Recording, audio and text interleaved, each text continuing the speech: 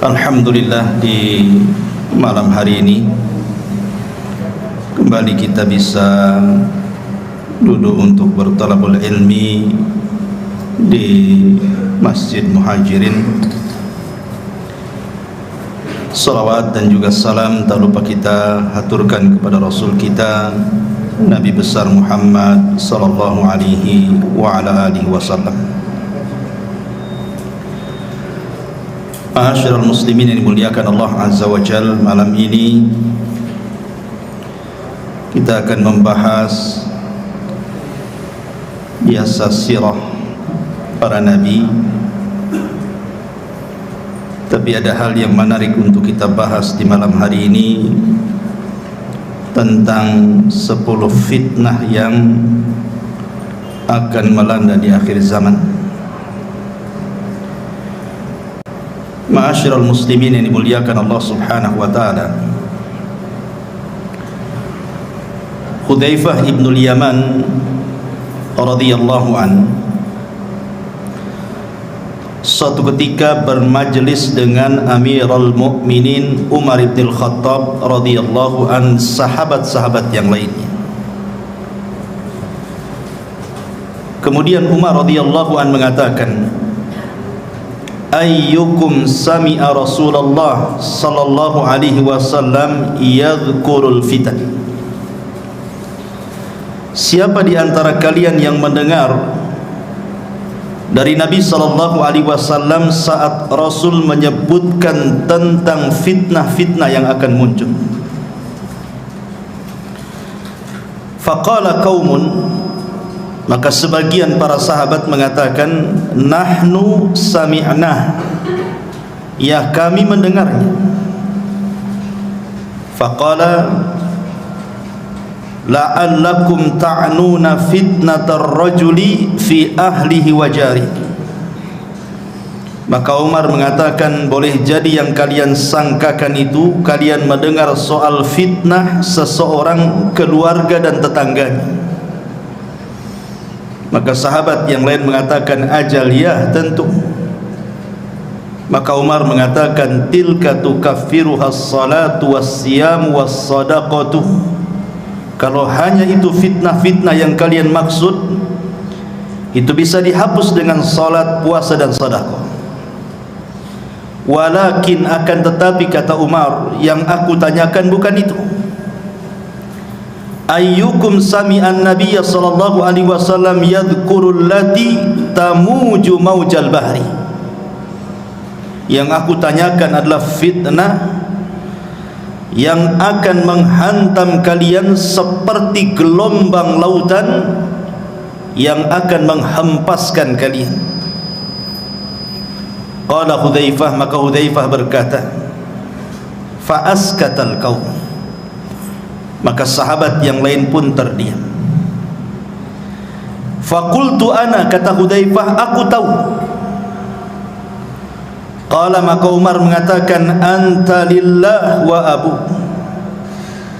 Wahai Hudzaifah, demi Allah, ceritakan fitnah itu. Maka Hudzaifah ibn al-Yaman mengatakan, sami'tu Rasulullah sallallahu alaihi wasallam tu'radul fitan 'alal qulubi kal hasiri 'udan 'udan fa ayyu qalbin ushribaha nukitat fihi nuktatus sauda wa ayyu qalbin anqaraha nukita fihi nuktatun bayda hatta tasira 'ala qalbaini 'alal abyad misli as-safa fala tadurruhu fitnatun madamatis samawati wal ardh wal akharu aswad murbadan kalkuzin muzakhiyah la ya'rifu ma'rufan wa la yunkiru munkaran illa ma ushriba min hawahu. Apa kata Hudzaifah? Kata Hudzaifah ibn al-Yaman radhiyallahu anhu, dia mengatakan, fitnah akan dihamparkan ke hati-hati setiap manusia seperti tikar dihamparkan sehelai demi sehelai. maka hati mana saja yang akan menyerapnya maka akan berbekas satu titik hitam padanya, dan hati mana saja yang mengingkarinya maka akan berbekas titik putih di hatinya. Sehingga keadaan hati manusia menjadi dua bagian. Ada hati yang putih bersih seperti batu licin yang tidak terpengaruh oleh fitnah selama langit dan bumi tegak, tapi juga ada hati yang hitam kelam berdebu seperti cangkir yang terbalik. Akibatnya dia tidak mengenal yang ma'ruf, tidak pula mencegah yang mungkar. Dia hanya menyerap apapun yang bersumber dari hawa nafsunya. Hadis ini dikeluarkan oleh Imam Muslim dan yang lainnya. Perhatikan hadis ini ma'asyiral muslimin yang dimuliakan Allah Subhanahu wa taala. Nabi SAW menceritakan lewat lisan Hudzaifah Ibnul Yaman yang mendengar langsung dari Nabi, bahwa nanti fitnah itu akan dihamparkan di tengah-tengah manusia seperti tikar yang dihamparkan berhelai-helai. Kemudian kata Hudzaifah Ibnul Yaman, beliau mengatakan, fa ayyu qalbin ushribaha, siapapun yang kemudian punya hati dan menyerap fitnah itu, maka hatinya akan diletakkan titik hitam. Siapapun yang mengingkari fitnah itu, maka Allah akan letakkan titik putih di hatinya. Di sini Nabi SAW mengisyaratkan bahwa di akhir zaman akan banyak fitnah yang muncul, dan fitnah itu mengotori hati setiap manusia kecuali orang-orang yang Allah rahmati. Kenapa di sini Nabi SAW bicara soal hati? Karena masuknya fitnah itu dari hati. Masuknya fitnah itu dari hati. Makanya Rasul bercerita tentang hati. Karena kemuliaan manusia juga ada pada hati, sebagaimana kehinaan manusia juga ada pada hatinya. Lihat ketika Allah Subhanahu wa taala bersumpah dengan wattini wazzaitun wa turi sinina wa hadzal baladil amin. Allah bersumpah dengan apa? Dengan dua buah. Yang pertama tin dan zaitun. Yang kedua bersumpah dengan dua tempat, Tur, maksudnya Bukit Tur di mana Musa mendapatkan Taurat, wa hadzal baladil amin, dan juga dengan Mekah. Apa kaitannya dua tempat dengan dua buah itu? Bukit Tur adalah bukit yang sangat suci, makanya Allah katakan muqaddasi tuah, bukit yang disucikan. Dan Mekah juga negeri yang disucikan oleh Allah Azza wa Jalla. Lalu apa kaitannya dengan tin dan zaitun? Tin dan zaitun itu maksudnya diarahkan ke Palestina, karena di Palestina inilah banyak tumbuh tin dan zaitun, maksudnya Masjidil Aqsa. Jadi Allah bersumpah dengan tempat-tempat suci. Aqsa tempat suci, Bukit Tur tempat suci, Mekah juga tempat suci. Kemudian setelahnya Allah Subhanahu wa taala bicara soal kondisi dua manusia. Manusia yang pertama fi ahsani taqwim, sebaik-baik ciptaan, dan manusia yang kedua aradatnahu fi asfala safilin, manusia yang direndahkan serendah-rendahnya, bahkan boleh juga lebih rendah dibandingkan binatang. Dari sini menunjukkan bahwa kebersihan hati itu bisa mengangkat derajat manusia, dan kekotoran hati itu bisa merendahkannya. Makanya Allah mengatakan qad aflaha man zakkaha wa qad khaba man dassaha. Sungguh beruntung orang-orang yang membersihkan hati, dan sungguh rugi dan tidak beruntung orang-orang yang mengotorinya. Ma'asyiral muslimin yang dimuliakan Allah Subhanahu wa taala, dari sini kita bertolak bahwa nanti di akhir zaman hati kita akan diuji dengan berbagai macam fitnah. Kalau hati kita mudah mendapatkan fitnah, maka Allah letakkan titik hitam dalam hati kita. Ketika semakin banyak titik hitam itu, maka hati akan susah dapat hidayah. Makanya Rasul mengibaratkan kalkuzi muzahiyah, seperti cangkir yang terbalik. Anda tahu cangkir? Inilah cangkir. Ini cangkir. Kalau dibalik, maka tidak akan ada lubang di belakangnya. Walaupun kita isi air cangkir yang terbalik itu, air tidak akan pernah masuk ke dalam cangkir itu. Begitulah hati yang hitam, dimasuki hidayah dia tidak akan masuk. Dia tidak mengenal yang ma'ruf, mereka justru malah kenal dengan yang mungkar. Setiap yang disuruh oleh hawa nafsunya dia terima. Dari sini ma'asyiral muslimin yang dimuliakan Allah Azza wa Jalla, manusia akan diuji dengan berbagai macam fitnah. Maka malam ini kita akan bicara tentang 10 fitnah akhir zaman. Ma'asyiral muslimin yang dimuliakan Allah Azza wa Jalla, sebelumnya kita akan membahas satu hadis dari Abi Hurairah radhiyallahu anhu.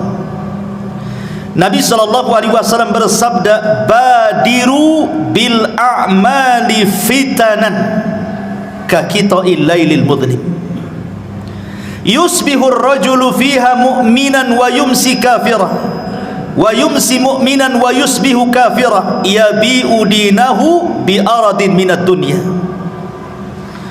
Dari Abu Hurairah radhiyallahu anhu, Rasul bersabda, "Bersegeralah kalian memperbanyak amal saleh sebelum datang fitnah seperti penggalan gelap di malam hari." Di mana ada seseorang nanti di akhir zaman, paginya dia beriman, sorenya sudah kafir. Sorenya beriman, paginya pula dia kafir, karena menjual agamanya dengan kehinaan dunianya. Para ulama menyebutkan 3 faedah dari hadis ini. Pertama, hadis ini memberikan motivasi kepada kita agar bersegera untuk banyak-banyak beramal saleh sebelum datang waktu di mana kita tidak mampu beramal lagi. Di sini ada faedah agar kita segera beramal saleh sebelum datang waktu kita tidak bisa melakukannya.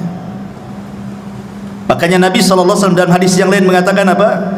Badiru bil a'mali sab'an, bersegeralah kalian sebelum datang 7 perkara.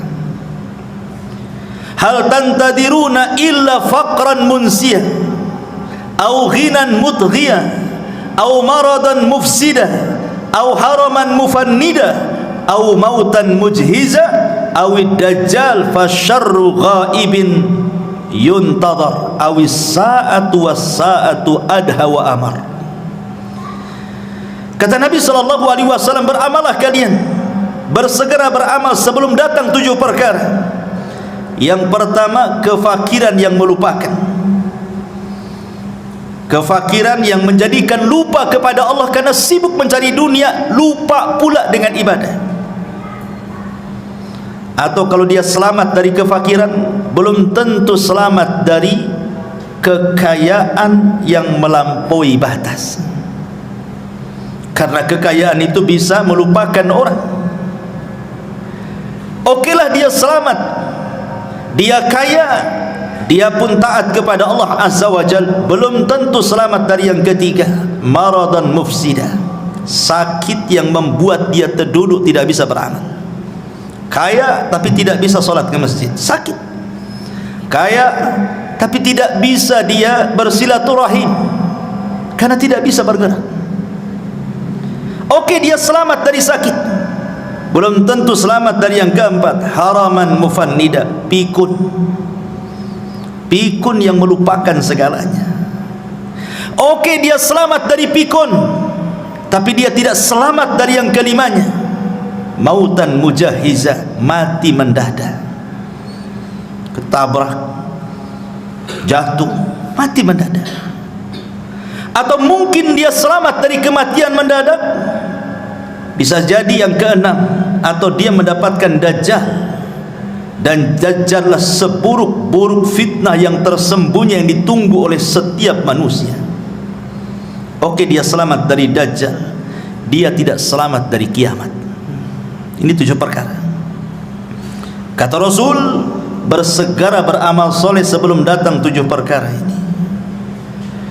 Kemudian faedah yang kedua dari hadis ini memberikan satu isyarat bahwa di akhir zaman nanti akan banyak terjadi berbagai macam fitnah, di mana datangnya fitnah ini beruntun. Belum selesai yang ini, datang yang itu. Belum selesai yang itu, datang yang lainnya pula. Makanya Nabi SAW juga mengatakan, badiru bil a'mali sittan, bersegeralah kalian untuk beramal soleh sebelum datang 6 perkara. Imaratus sufaha, munculnya para pemimpin-pemimpin jahil yang merusak agama dan dunia. Kasratus syurat, banyaknya keamanan negara karena banyak kerusuhan di mana-mana. Wa bai'ul hukmi, jual beli hukum di pengadilan, membayar pengacara, membayar saksi, menyogok hakim. Istighfafan biddima, murahnya sebuah darah, pembunuhan mudah sekali, seolah-olah yang membunuh tidak tahu kenapa dia bisa membunuh, yang dibunuh makin bingung kenapa bisa dibunuh. Au qati'atir rahim, banyaknya orang memutus silaturahim. Au nasyun yattakhiduna al-Qur'ana mazamir, atau Al-Quran hanya disamakan dengan nyanyian. Orang mengundang orang itu untuk membaca Quran hanya untuk dinikmati lagunya, bukan untuk ditadaburi. Yuqaddimuna ahadahum liyughanniyahum wa in kana aqalluhum fikha, hanya diundang untuk mengaji, dinikmati lagunya walaupun dia tidak paham soal fikihnya. Dan fitnah ini banyak, ini hanya sekelumit bahwa Rasul akan menjelaskan di akhir zaman akan muncul yang seperti ini.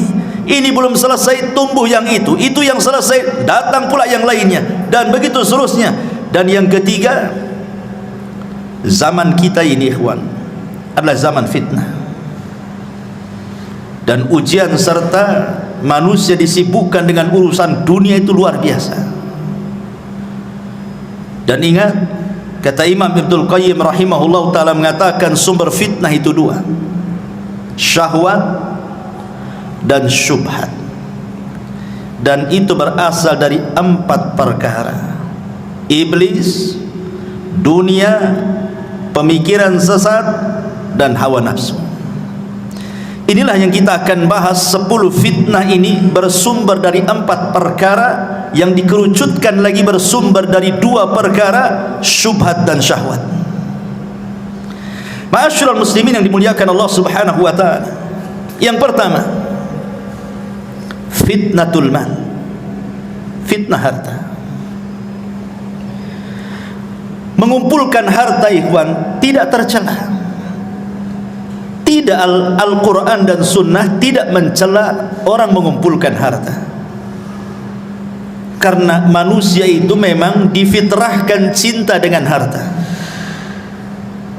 Allah mengatakan, wal 'adiyati dhabha fal muriyati qadha fal mughirati subha fa atharna bihi naq'an fa wasatna bihi jam'an innal insana li rabbih lakanud wa innahu li hubbil khairi la syadid.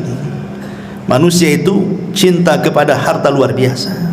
Artinya setiap manusia difitrahkan cinta harta. Tidak ada manusia yang tidak cinta harta. Dusta kalau ada orang enggak cinta harta itu. Semua orang cinta harta.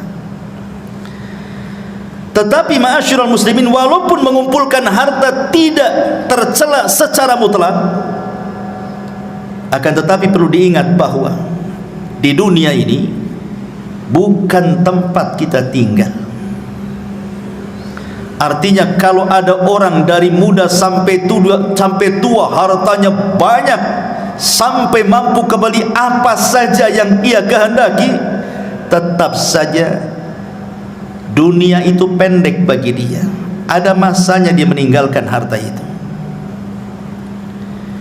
Makanya Abdullah ibn Abbas radhiyallahu anhuma mengatakan, "Lau anna libni Adam wadiyan min dhahabin ahabbu an yakuna lahu wadiyani walan yamla'u fahu illa turab wa yatubullahu ala man tab." Kalaulah anak Adam ini meminta satu lembah emas dan Allah berikan, pasti dia berkehendak untuk mendapatkan lembah-lembah emas yang lainnya. Itulah fitrah manusia. Ada orang yang berkeinginan, saya kalau sudah punya rumah, punya kendaraan, punya ini, punya itu, sudahlah, saya akan tenang-tenang, saya akan menikmati. Rupanya tidak juga. Setelah keinginannya tercapai, rupanya makin gila lagi keinginannya. Begitulah harta, ikhwatu fiddin, muliakan Allah subhanahu wa ta'ala, menjadi fitnah. Fitnah bagi pemiliknya. Ma'asyiral muslimin yang dimuliakan Allah azza wa jalla, dari segi mana fitnahnya harta itu? Begini ikhwan, kenapa harta menjadi fitnah itu? Kalau orang terus mencari harta, keinginannya tercapai, rumah sudah kebeli, kendaraan sudah kebeli, dia pun mampu membuat usaha, hartanya banyak. Terkadang manusia takut kalau seandainya kekayaannya hilang. Ketika ada kekhawatiran hilang hartanya, inilah kemudian dia berubah menjadi jahat. Makanya Allah subhanahu wa ta'ala mengatakan, wa minhum man ahadallah la in atana min fadli lanasaddaqanna wa lanakunanna minas salihin falamma atahum min fadlihi bakhilu bihi wa tawallaw wa hum mu'ridun. At-Taubah 75-76. Ada di antara manusia yang berjanji kepada Allah subhanahu wa ta'ala, kalau Allah memberikan kepadaku harta yang banyak, aku akan sedekah, aku akan menjadi orang baik. Ketika Allah berikan betul-betul harta itu, apa yang terjadi? Bakhilu bihi, dia pun menjadi orang yang paling bakhil. Kemudian wa tawallaw wa hum mu'ridun, dia pun berpaling dan tidak mau dekat dengan Allah subhanahu wa ta'ala. Disitulah letak fitnahnya. Orang kalau sudah kemudian punya harta, takut pula dia kehilangan harta. Karena dia takut kehilangan harta, bukan dia yang kuasai harta, harta pula menguasai dia. Disitulah bahayanya. Makanya ketika Allah subhanahu wa ta'ala menguji kita dengan zakat dan sedekah, perhatikan, terkadang kita harus memberi zakat dan sedekah kita ini kepada orang yang tidak ada kait mengait dengan usaha kita. Orang yang kita kasih itu terkadang dia tidak membantu usaha kita, bahkan mungkin gak kenal kita dengan dia, tapi kita dituntut memberinya, padahal dia tidak punya andil dengan kekayaan kita. Itu ujian harta namanya. Bisa kita memberi kepada orang yang tidak kenal dengan kita. Lain kalau seandainya kita memberi pekerja dalam usaha kita, wajar karena dia andil dalam usaha kita. Ini orang gak pernah kerja sama kita, tidak pernah memberi modal sama kita, kenal pun tidak, tahu-tahu menjulurkan tangannya minta sedekah dari kita. Di sini diuji oleh Allah, mau memberi atau tidak. Disinilah fitnah harta itu muncul. Makanya Qarun adalah orang yang paling dekat dengan Nabi Musa, ahli dan pakar Taurat. Ketika membaca Taurat paling indah suaranya, orang suka dengan Qarun. Itu lagi miskin-miskinnya. Setelah dibentangkan kekayaan kepada Qarun, mulailah dia jahat. Kalla innal insana la yatgha an ra'ahu istaghna. Sekali-kali jangan begitu. Terkadang ketika Allah bentangkan kehidupan dunia, melampaui batas pula anda. Ketika Nabi Musa disyariatkan zakat, kemudian menyuruh orang untuk mengambil zakat dari Qarun, apa kata Qarun? Innama utituhu ala ilmin indi. Enak saja kau datang ngambil zakat dariku, sementara kekayaanku ini hasil jerih payahku, lelah letih aku mencarinya. Qarun menjadi bakhil. Ma'asyiral muslimin yang dimuliakan Allah azza wa jalla, inilah fitnah harta yang sangat bahaya. Makanya Rasul mengatakan, likulli ummatin fitnah wa fitnatu ummatil mal. Setiap umat itu ada fitnahnya, dan fitnah umatku adalah harta, kata Nabi sallallahu alaihi wasallam. Ma'asyiral muslimin yang dimuliakan Allah Subhanahu wa taala, apalagi kalau kita lihat di zaman sekarang, ikhwan, zaman globalisasi, zaman di mana orang mampu mengakses yang jauh menjadi dekat. Tontonan setiap hari kita bisa lihat di televisi, YouTube dan semua media-media massa. Lihat yang dipertontonkan di hadapan kita. Terkadang sinetron-sinetron, film-film, semua bicara kemegahan. Konten-konten YouTube hanya bicara soal rumah megah, kendaraan megah, tanah luas, macam-macam. Sementara yang nonton itu orang-orang miskin, orang-orang susah. Kebayang dia kepengen seperti itu. Tengok tetangga rumahnya makin besar, kebayang kapan saya seperti dia. Akhirnya ketika itu bayangannya lupa dengan yang di atas, karena dia ingin mengejar hayalannya. Di situ fitnahnya. Ma'asyiral muslimin yang dimuliakan Allah Subhanahu wa taala, padahal kalau kita melihat hakikat harta, kata ulama, at-tajmi' wa tafriq, harta itu sebenarnya hanya dikumpul-kumpul, habis itu ditinggal. Coba lihat orang-orang yang kaya miliarder itu, triliunan uangnya itu, kekayaannya masih numpuk di atas bumi, dia pula sudah pulang ke bawah bumi. Siapa yang menikmati itu? Dia lelah mencari harta, lelah berkeringat dari muda sampai tua jadi orang kaya.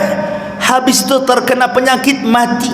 Dia belum sempat menikmati kekayaannya. Siapa yang menikmati? Ahli warisnya. Terkadang ahli warisnya tidak bersyukur dengan kekayaan ditinggalkan orang tuanya.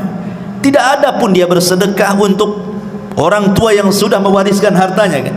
Itulah fitnah harta di sini. Tajmi wa tafrid. Ini yang pertama. Yang kedua, fitnatul jah. Fitnah kedudukan, fitnah kekuasaan, fitnah kepemimpinan, fitnah ingin terkenal, dihargai orang, disambut orang, ingin dipuji orang, ingin disanjung orang, takut kehilangan kekuasaannya, takut ditinggalkan orang, takut tidak dihargai lagi. Akhirnya apa yang terjadi? Dia pun tagha, persis seperti Firaun, tagha melampaui batas. Karena memang tabiat fitnatul jah ini, ikhwan, fitnah kekuasaan ini identik dengan fitnah keserakahan. Orang kalau sudah berkuasa, dia tidak mau jatuh lagi, karena sudah enak duduk di kursi, tak mungkin dia pula duduk di lantai. Sehingga dengan daya upaya dia akan mempertahankan itu. Lalu fitnahnya di mana? Fitnahnya di sini, ketika dia berpikir akan jatuh, dia sudah terbayang itu. Sudah tidak ada lagi acara-acara resmi kerajaan, pemerintah, tidak ada lagi sambutan-sambutan, tidak ada lagi sanjungan-sanjungan, tidak ada lagi pujian-pujian, tidak ada lagi, semuanya halaka anni sultaniyah, hilang kekuasaannya. Umar bin Abdul Aziz rahimahullahu ta'ala, ketika dia sedang sakit parah, dia minta dipapah ke kuburan. Kemudian dia pandang kuburan itu, kemudian dia menangis. Kemudian dia berteriak dan mengatakan, ma aghna anni maliyah, halaka anni sultaniyah, katanya. Kalau seandainya aku mati, kata Umar bin Abdul Aziz, tidak ada manfaat harta yang menumpuk di depan saya, tidak pun kekuasaan akan hilang begitu saja. Belum mati nih, orang yang jatuh dari kekuasaan itu sudah stres dulu deh, karena sudah tidak ada lagi yang menghargai dia. Apalagi tabiat orang yang berkuasa itu, kalau sudah naik rezim yang lain, dia akan menjatuhkan rezim sebelumnya, dan begitu seterusnya itu, dari zaman ke zaman seperti itu. Sehingga fitnahnya di sini. Akhirnya kemudian menghalalkan segala cara, yang penting naik ke sana, mau sikut kiri sikut kanan, mau menzalimi orang, mengambil hak orang, enggak peduli dia, yang penting aman kedudukannya. Ini fitnah, ini luar biasa. Makanya Nabi SAW sampai mengatakan, ma dhi'bani ja'i'ani ursila fi ghanamin bi afsadalaha min hirsil mali alal min hirsil mar'i alal mali wasyarafi lidini. Kalau seandainya ada dua serigala yang dua-duanya lapar, kata Rasul, ini serigala belum makan 1 minggu, lapar, di depannya ada kambing, tentu serigala ini akan mencabik-cabik kambing itu sampai kenyang, sampai robek, sampai rusak. Kata Rasul, kondisi kambing yang rusak dicabik dua serigala lapar itu tidaklah sebanding kerusakannya dibandingkan orang yang semangat mengejar harta dan kedudukan. Karena kalau dua serigala ini hanya memakan 1 kambing sudah kenyang, selesai.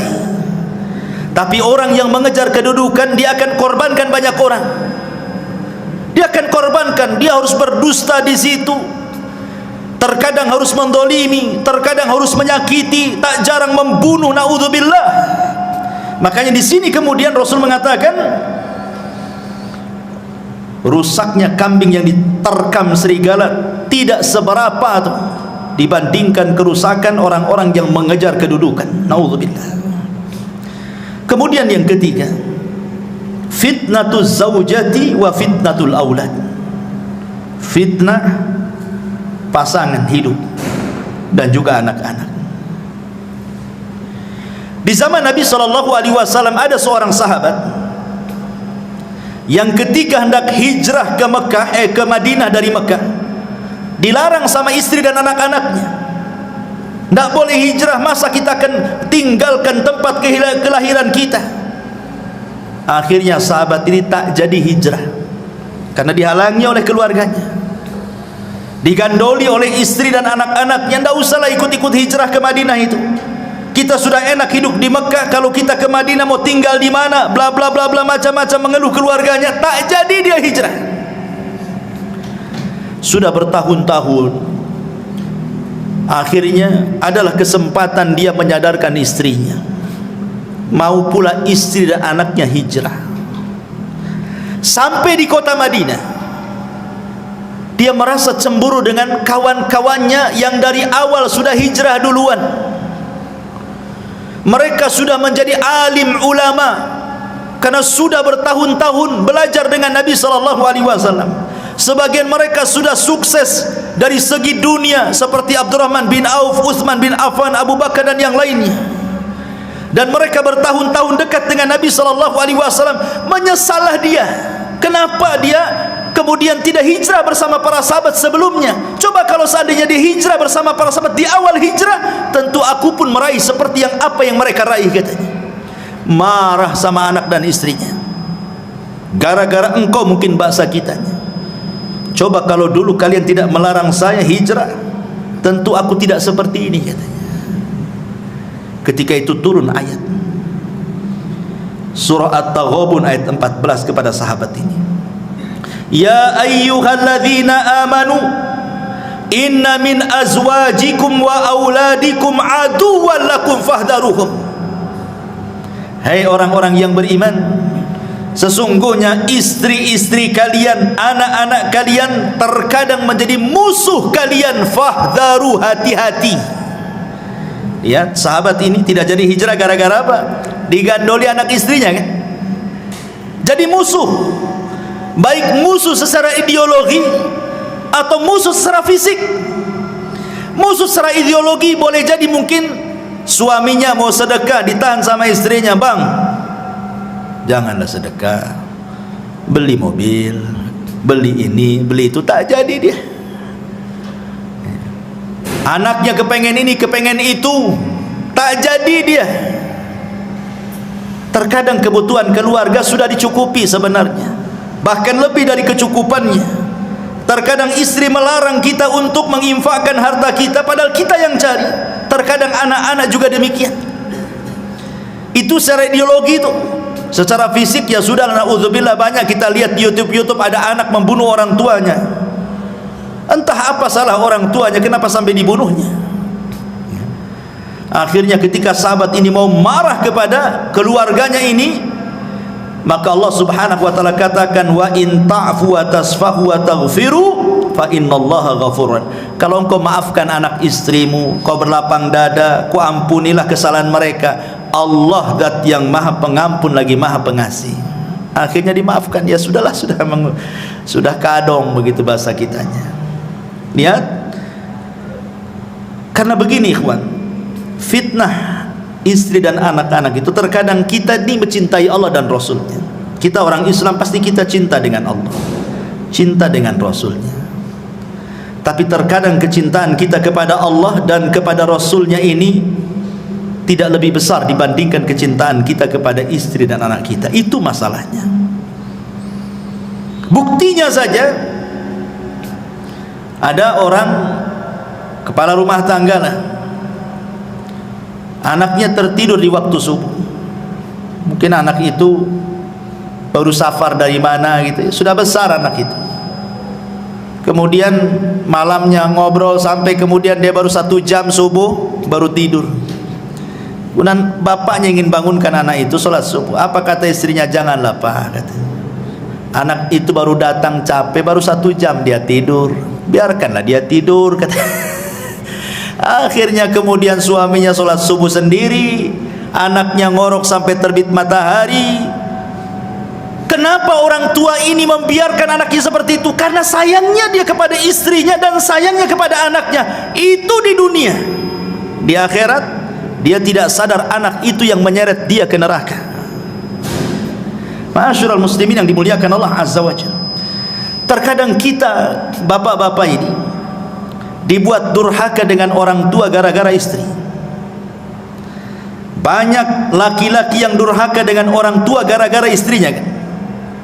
Padahal hak kita kepada orang tua itu porsinya lebih besar dibandingkan hak kita kepada istri kita.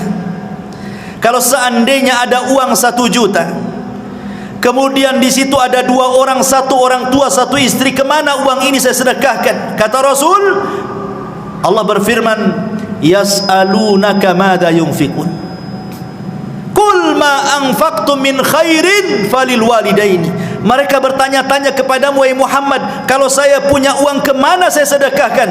Maka katakan ya Muhammad, kata Allah, sebaik-baik sedekah itu berikan kepada orang tua. Tetapi berapa banyak istri yang mempengaruhi kita, akhirnya kita durhaka dengan orang tua kan? Sampai ada seseorang itu curhat dengan saya itu, menangis nih seorang suami, karena dia lelah bekerja. Dia harus sembunyi-sembunyi loh itu nyisipkan uang gajinya, karena setiap gajian langsung disambar istrinya. Jadi sisihkan sedikit-sedikit hanya untuk mengirim orang tuanya. Nangis dia. Kenapa harus izin sama istrinya? Dia yang cari kerja. Tidak boleh seorang suami seperti itu, dan tidak pun layak istri seperti itu. Masa kemudian suami disudurhaka dengan orang tuanya? Itulah kadang-kadang fitnah istri seperti itu kan. Atau lebih daripada itu, dibuatnya kita ini memutus silaturahim dengan kerabat. Setiap mau ngirim, mau ngasih bantuan, istri pula tak boleh kan. Akhirnya terputuslah silaturahim. Naudzubillah. Terkadang juga bisa bertengkar dengan tetangga lo gara-gara istri dan anak-anak kan Pak ya. Padahal yang salah anak kita sebenarnya. Kalau kita mau meneliti kasusnya, yang salah itu anak. Tapi kita kadang orang tua terpengaruh dengan sayangnya kepada anak, dilabraknya tetangga. Anaknya sudah akur salaman dengan sesama anaknya, kita pula 7 turunan dendamnya tak habis-habis. Ya kan? Fitnah. Ya. Ma'asyiral muslimin yang dimuliakan Allah Subhanahu wa taala. Ini fitnah keluarga. Kemudian yang tak kalah parahnya lagi ada namanya fitnatun nisa. Ini yang keempat. Fitnah perempuan. Nabi SAW bersabda dalam hadis Muslim, dan juga dikeluarkan Imam Bukhari, ma taraktu ba'di fitnatan adarru ala rijali minan nisa. Tidak ada yang aku tinggalkan setelahku fitnah yang lebih besar dibandingkan fitnah wanita. Kita lihat Adam dicipta dari apa? Dari tanah. Kalau Hawa dicipta dari siapa? Dari tulang rusuk Adam. Ahli tafsir mengatakan saat Adam tertidur diambil tulang rusuk yang paling bengkok, yang paling atas, yang dekat dengan jantung, diambil kemudian diciptakan Hawa. Kenapa saat tidur Adam diambil tulang rusuknya? Supaya Adam tidak benci dengan istrinya. Makanya saat tertidur diambil dan tidak terasa. Pas bangun nampak pula Hawa sudah di depan dia. Artinya tabiat laki-laki karena terbuat dari tanah, makanya dia bergelut dengan tanah kan. Antum yang bangun rumah, bangun ini, bangun itu untuk istri kan ya. Dari tanah. Rumah antum dari apa? Dari tanah lah. Dari pasir, dari apa-apa, semua dari tanah. Karena kita laki-laki tercipta dari tanah kan, makanya kita bangun rumah. Karena istri tercipta dari tulang rusuk yang dekat dengan jantung, makanya fungsi istri itu menenangkan. Itu kalau yang berakal. Dapat pula istri yang tak berakal, habis lantung. Karena dia dekat jantung kan, diciptakan dari tulang rusuk yang paling bengkok, makanya dia dekat jantung untuk memberikan motivasi kepada suaminya. Tapi ternyata banyak pula kemudian wanita-wanita itu yang tidak bersyukur dengan suaminya. Ini masih mencakup fitnah wanita, tapi masih istrinya, masih istri kita maksudnya. Begini pun, istri itu diciptakan untuk kita itu dalam rangka perhiasan. Jadi wanita itu sebenarnya perhiasan bagi laki-laki. Makanya ketika Nabi SAW mengatakan sebaik-baik perhiasan itu adalah istri yang soleha kan gitu. Karena wanita itu perhiasan bagi laki-laki. Laki-laki lebih suka memandang perempuan dibandingkan barang-barang antik lainnya, ya kan? Antum lebih suka memandang perempuan dibandingkan celana bagus, tas bagus, walaupun bermerek itu nggak tertarik. Coba dipajangkan satu perempuan yang cantik, nggak berkedip antum. Kalau sama celana berkedip-kedip lah. Karena memang wanita diciptakan jadi perhiasan bagi laki-laki. Makanya kenapa kenikmatan laki-laki itu lebih banyak dikasih perempuan di sorga. Karena memang difitrahkan laki-laki itu hanya suka perempuan. Kalau yang lain bosan, kalau perempuan gak akan bosan. Berbeda dengan perempuan. Perempuan itu bukan satu-satunya kenikmatan laki-laki. Ya, dia juga difitrahkan cinta dengan kita. Tapi kecintaannya bercabang. Ia cinta dengan suami, ia cinta dengan perhiasan, ia cinta dengan baju, dengan pakaian, dengan macam-macam. Makanya kenikmatan di sorga pun bercabang-cabang dia. Dia tidak dikasih bidadara banyak-banyak, satu aja suaminya. Karena di dunia saja perempuan itu dia tidak begitu suka dengan laki-laki. Dia suka kadang, tapi juga ada yang lain yang disukai dia. Makanya lihat perempuan itu, kalau antum kasih hadiah baju senang luar biasa kan. Kalau antum dikasih hadiah sama istri kaos nggak senang, biasa-biasa saja kan, nggak ada surprise-nya sama sekali. Karena hari-hari juga kita pakai kaos kadang seminggu sekali baru ganti. Kalau perempuan kan dikit-dikit ganti, dikit-dikit ganti. Ada pakaian dapur beda dengan pakaian keluar, beda dengan pakaian kearisan, beda dengan pakaian ke pasar, dan begitu seterusnya kan. Laki-laki mana peduli, mau ke undangan ya itu, mau sholat ya itu, mau tidur ya itu gitu. Gak peduli dia. Ma'asyiral muslimin yang dimuliakan Allah Azza wa Jalla, masalahnya ikhwan, di mana letak fitnah nih perempuan nih? Yang dimaksud dalam hadis ini, maksudnya di sini bukan istri kita, tapi perempuan yang tidak ada kait mengait dengan kita. Karena begini, ada satu kisah, ini sering saya ceritakan tapi di sini belum. Abu Abdillah Al-Laghawi rahimahullahu ta'ala, seorang ulama salaf. Abu Abdillah Al-Laghawi rahimahullahu ta'ala bercerita, di zamannya ada anak muda. Anak muda ini rajin sholat, tidak lepas baca Quran, hadir terus di majelis ta'lim, pokoknya anak muda soleh. Dia berjalan melewati satu gereja. Rupanya di dalam gereja itu ada seorang wanita biarawati yang sangat cantik sekali. Entah kenapa pandangannya tertuju kepada wanita itu. Begitulah bapak-bapak, ya, tak sabar kalau melihat yang bening-bening, langsung dituju matanya ke situ. Ya. Akhirnya kemudian setiap hari lewat gereja itu, setiap itu pula dia menatap wanita itu. setan masuk, panah cinta masuk ke yang perempuan dan masuk pula ke yang laki-laki. Akhirnya mulai saling mengirim surat karena tidak berani dia mendekat gereja. Surat dibalas surat, perjanjian dibalas janji, ketemu dibalas ketemu, akhirnya ngobrol, jatuh cinta, kemudian kepengen menikah. Cintanya kuat luar biasa. Masalahnya, yang satu muslim, yang satu Nasrani, biarawati lagi, tidak bisa menikah kecuali dia keluar dari petugas gereja. Sakitlah anak muda ini karena terus terpikir dengan wanita itu, sampai akhirnya sakitnya memarah, tidak mau makan, tidak mau minum, kurus, akhirnya sampai ke sakaratul maut, mati gara-gara cinta. Sebelum dia mati, ini Abu Abdillah Al-Laghawi ini menceritakan kisah ini. Dia datang, dia mengatakan, zurtu ilaih, aku menziarahi laki-laki itu, kemudian aku ajak dia berdakwah menuju kepada Allah, mengingatkan rahmat Allah untuk bertobat kepada Allah Azza wa Jalla. Tapi di luar pemikiran Abu Abdillah Al-Laghawi, rupanya laki-laki ini mengatakan, ya imam, kamu tahu kasusku dengan wanita itu, katanya. Aku cinta berat dengan wanita itu, katanya, dan aku tidak mungkin dipisahkan dengan wanita itu. Kalau Allah Subhanahu wa ta'ala haramkan aku tidak berjumpa di dunia, maka jangan pula Allah haramkan aku berjumpa di akhirat, katanya.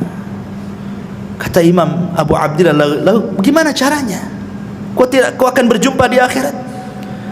Di luar pemikiran Abu Abdillah, tiba-tiba dia mengatakan, kafartu bidini wa amantu bidiniha. Ya imam, saksikan sebelum wafatku, aku kufur dengan agamaku dan aku beriman dengan agama wanita itu, katanya. Dikiranya dengan cara seperti itu dia akan berjumpa di akhirat? La haula wala quwata illa billah. Masalah ini oleh Imam Abu Abdillah Al-Laghawi disembunyikan, tidak mau diceritakan sama orang, sampai setahun berlalu. Rupanya nasib wanita itu sama pula dengan nasib laki-laki ini. Dia kepikiran laki-laki itu, akhirnya kemudian kurus kering, tidak makan, tidak minum, sakit, sampai pun hampir sakaratul maut. Ini Abu Abdillah Al-Laghawi ini mencoba ziarah kepada wanita itu yang masih Nasrani itu, karena sakit parah memikirkan si bujang tadi. Kemudian kata Imam Abu Abdillah, masya'nuki ya fulana, ada apa dengan kamu, kenapa seperti ini? Kata wanita ini, engkau sudah tahu kasusku dengan anak muda muridmu itu, wahai imam. Aku cinta dengan dia. Janganlah Allah Subhanahu wa ta'ala pisahkan aku di akhirat. Sudahlah Allah pisahkan aku di dunia, jangan pula Allah pisahkan aku di akhirat. Kata Imam Al-Laghawi, lalu bagaimana caranya? Amantu bidinihi wa kafartu bidini. Aku beriman dengan agama dia dan aku kufur dengan agamaku. Subhanallah, terbalik-balik. Lihat, dia sudah Allah pisahkan di dunia, Allah pisahkan pula di akhirat. Nggak ketemu tuh. Di dunia sudah dipisahkan, di akhirat pun dipisahkan. Kenapa? Yang satu mukmin, yang satu kafir, kan gitu ya. Begitulah takdir, ikhwan. Istidraj syaitan namanya. Hati-hati. Ya. Makanya dulu saya punya tetangga, kan pernah cerita di sini. Saya masih tinggal di Batam Center itu. Kasusnya kurang lebih dengan kasusnya yang diceritakan Abu Abdillah Al-Laghawi ini. Tetangga, depan-depanan rumahnya. Dia seorang wanita muslimah menikah dengan laki-laki Nasrani karena kaya. Akhirnya dia masuk Nasrani wanita ini, sampai punya anak banyak. Walaupun nasihati sama istri juga tak dengar juga. Qadarullah pula, suaminya ini ada hubungan dengan perempuan yang ketiga, dan yang ketiga ini wanita muslimah. Ketahuan, cekcok, cerai. Akhirnya si laki-laki ini menikah dengan wanita muslimah, tapi syaratnya dia harus mu'alaf. Pertama, dia memurtadkan orang. Sekarang dia menikah dengan wanita muslimah, dia pula yang murtad dari agamanya masuk ke dalam Islam. Terbalik-balik dunia, ikhwan. Inilah dunia dalam berita namanya. Ya. Ma'asyiral muslimin yang dimuliakan Allah Azza, begitulah hidayah. Makanya fitnah perempuan ini sampai kepada taraf kufur. Sampai seorang ulama bercerita, dulu ada seorang hafidul Quran, betul-betul menghafal Quran, hafal Quran di kepalanya. Ketika dia ikut jihad perang melawan tentara orang-orang Nasrani, dalam Islam kan wanita tidak disuruh perang. Wanita itu ikut perang ya untuk mengobati orang yang keluka, masak dan begitu seterusnya kan dalam peperangan. Tapi maju di front terdepan itu tidak ada wanita dalam Islam seperti itu. Tapi orang-orang kafir biasa, mereka tentara wanita itu di depan. Rupanya anak muda yang hafal Quran ini digoda pula oleh salah satu tentara wanita Nasrani, diteriaki. Akhirnya entah kenapa kemudian masuk pula kesukaan laki-laki ini kepada wanita Nasrani, padahal musuh perangnya itu. Sampai dia terbayang-bayang satu malam tak bisa tidur. Kemudian dia mengintai-ngintai di manalah tenda wanita itu, padahal musuhnya tuh. Setan masuk betul pada hatinya, sampai dia datang kepada komandannya yang Nasrani itu, ditunjukkan di mana wanita itu. Tapi kata komandannya, tidak bisa, kau ini seorang muslim, kau musuhku katanya. Kata laki-laki anak muda ini, gimana caranya agar aku bisa ketemu dan kenalan dengan wanita itu? Gampang, murtad dari agamamu, jadilah kau Nasrani, kau jodohkan kau dengan dia katanya. La haula wala quwwata illa billah. Betul. Akhirnya dia murtad, hafal Quran, murtad, jadi Nasrani gara-gara perempuan. Kemudian menikah. Setelah beberapa tahun berjumpalah dengan kawan-kawan yang muslim ini. Kemudian ditanya anak muda ini, ya fulan, aina Qur'anu, aina salatu, aina ibadatu, di mana Qur'anmu, di mana salatmu, di mana ibadahmu katanya. Dia mengatakan, demi Allah, sudah hilang di kepalaku kecuali hanya satu ayat. Cuma satu ayat katanya. 30 juz hilang kecuali satu ayat. Kata seorang muslim, hat ainal ayat. Kalau begitu bacakan ayat yang tinggal tersisa satu ayat itu katanya. Kemudian dia mengatakan, ma yawaddul ladzina kafaru law kanu muslimin. Apa artinya? Ma yawaddul ladzina kafaru, nanti pada hari kiamat orang-orang kafir itu yawaddu, berkeinginan kalau mereka menjadi seorang muslim. Itu pula yang diingat ayatnya. Subhanallah.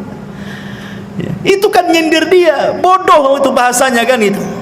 Nanti pada hari kiamat orang-orang kafir itu kepengen mereka jadi Islam, kok kamu pula jadi Nasrani, gitu maksudnya. Itu pula yang dihafalnya itu. Makanya dahulu ada seorang alimin ulama ahli sunnah namanya Imran ibn Hittan. Ini seorang ulama tabi'in yang menceritakan Muhammad ibn Sirin, seorang alimin ulama tabi'in. Imran ibn Hittan ini seorang pakar hadis, pakar tafsir, pakar syair dan macam-macam ilmu, sampai dijuluki ulama hadis di zaman itu. Tertarik dengan seorang wanita. Wanita ini anak daripada pamannya, sepupuan dengan dia, cantik jelita. Masalahnya satu keluarga pamannya khawarij semuanya, bahasa kitanya teroris semuanya. Dinasihatilah oleh kawan-kawan, ya Imran, jangan menikah dengan dia, nanti kau keseret dengan khawarij katanya. Kata Imran bin Hittan, tidak, enggak mungkin. Aku sudah kokoh dengan akidah ahli sunnahku, tidak mungkin aku masuk khawarij. Dinasihati tak bisa. Nikah pula dia, betul-betul melamar wanita anak pamannya. Subhanallah, dengan seiringnya waktu tahun berlalu, rupanya dia terpengaruh dengan khawarij, jadilah tokoh khawarij dia. Jangan sangka kita ini sudah punya iman, punya Islam, dekat-dekat dengan syubhat itu jangan. Nabi saja mengkhawatirkan Umar dengan agamanya saat memegang lembaran Taurat. Apa kata Rasul? Ya Umar, amutahawikun anta ya ibnal Khattab. Umar, kau sudah bingung ya dengan agamamu, ngapain kau bawa lembaran-lembaran Taurat itu? Buang, kata Rasulullah. Amutahawikun anta ya ibnal Khattab, laqad taraktukum 'alal bayda lailuha kanahariha la yazigu anha ila hali, kata Rasul. Aku lo tinggalkan Islam ini terang benerang, malamnya seperti siangnya, yang tidak berpaling kecuali hancur. Kau pula bawa lembaran Taurat, buang wahai Umar. Dibuang sama Umar. Sekelas Umar dikhawatirkan agamanya sama Nabi. Siapa yang bisa membandingi Umar bin Khattab dengan kita, yang kalau dia satu jalan dengan setan, setannya yang kabur. Yang kata Nabi SAW, kebenaran yajri ala lisanihi wa qalbi, berjalan di lisan dan hatinya, yang dikatakan Nabi SAW setiap umat itu ada mulham, dan mulhamnya umat ila Umar bin Khattab, setiap pendapatnya turun wahyu, tapi masih dikhawatirkan agamanya sama Nabi kan. Jangan macam-macam dengan syubhat dan syahwat itu. Ma'asyiral muslimin yang dimuliakan Allah Azza wa Jalla, ini fitnah yang keempat, fitnah an-nisa. Fitnah yang kelima, fitnatul at-tughyan wa dhulmi. Fitnah banyaknya kezaliman, banyaknya keangkara-murkaan yang timbul dari kebijakan pemerintah yang zalim. Kita bisa rasakan bagaimana ketika ada kebijakan-kebijakan yang tidak pro rakyat kan. Pamannya ini naik, itu naik, ini naik, itu naik, semua rakyat menjerit kan. Itu fitnah, bagian daripada fitnah. Tetapi walaupun demikian, kata Nabi SAW, isbiru, sabar. Sabar, kata Rasul. Selama para pemimpin itu masih sholat, masih menampakkan Islamnya, sabar. Kecuali mereka sudah kufrun bawahan indakum minallahi burhan, kata Rasul. Kalau dia sudah kufur dan ada bukti kekufurannya, boleh kita berontak. Tapi kalau dia masih nampak sholat, pakaiannya juga masih Islam, masih pakai peci, masih nampak sholat di masjid, kita sabar. Kita doakan mudah-mudahan semakin baik, semakin baik, semakin baik. Karena ini fitnah masalahnya. Karena dampaknya kebijakan-kebijakan itu ke ekonomi. Ekonomi dampaknya kepada kefakiran. Kefakiran dampaknya kekufuran, kejahatan. Lihat salah satu dampak kenapa orang jadi teroris, salah satunya faktor ekonomi. Orang berpindah agama, salah satunya faktor ekonomi. Orang bisa jahat jadi merampok, membunuh gara-gara ekonomi. Ya kan? Fitnah. Ya, makanya kita bersabar kepada Allah Azza wa Jalla, terus bersabar. Minta kepada Allah Subhanahu wa taala supaya diperbaiki semuanya. Karena mencaci itu tidak solusi masalahnya. Ini juga fitnah, dan itu akan muncul dan akan terus muncul. Kemudian yang keenam, fitnatut tafarruq wal ikhtilaf wat tahazzub. Banyaknya perselisihan antar sesama kita aja berselisih, padahal bahaya. Dulu Imam Bukhari meriwayatkan begini. Jadi Nabi SAW baru saja turun wahyu, diberitahu tentang tanggal Lailatul Qadar. Jadi turun wahyu memberitahu tanggal dan malam Lailatul Qadar itu. Pamannya turun wahyu tanggal 27 atau tanggal 29 gitu ya. Rasul sudah ada tuh di otaknya itu, karena turun wahyu diberitahu tuh tanggalnya. Senanglah Rasul itu, kepengen memberitahu sahabat tentang malam apa Lailatul Qadar dan tanggal berapa gitu. Akhirnya keluar rumah, ingin kasih tahu, maksudnya saking senangnya Rasulullah. Di tengah jalan ada dua sahabat bertengkar, melengking-lengking suaranya, saling mengotot keduanya. Akhirnya Nabi SAW sibuklah melerai dua orang ini sampai dilupakan tanggal dan malam Lailatul Qadar itu. Karena sibuk ini, sehingga ketika sudah selesai ini melerai keduanya, lupa dia tanggal berapa tadi, dilupakan sama Allah. Dari sini menunjukkan ikhwatu fiddin bahwa perselisihan itu sebab mahkul khair wal barakah, diangkatnya kebaikan dan keberkahan sebab perselisihan ini.